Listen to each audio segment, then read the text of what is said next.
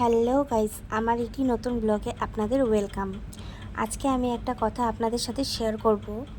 আমি যেটা জানি আপনাদের সেটাই শেয়ার করব। আমার যদি কোনো ভুল ত্রুটি হয়ে থাকে তাহলে আমাকে একটু ক্ষমা করে দেবেন। তাই ভিডিওটা শুরু করলাম, আপনারা আমার পাশে থাকবেন। সবুজ চুড়ি কেন পরে? শ্রাবণ মাসে সবুজ চুড়ি অনেক স্ত্রীদের হাতেই দেখা যায়। কেন পরে সবুজ চুড়ি? এটা প্রশ্নটা অনেকের মনে জাগে।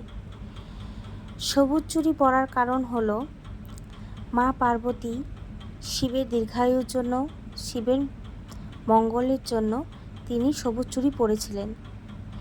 তাই বাঙালি নিয়মে,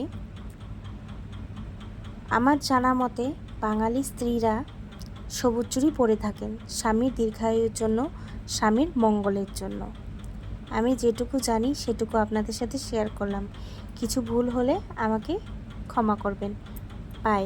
আমার চ্যানেলটাকে আপনারা সাবস্ক্রাইব করে আমার পাশে থাকবেন, আর লাইক, কমেন্ট অ্যান্ড শেয়ার করবেন। বাই।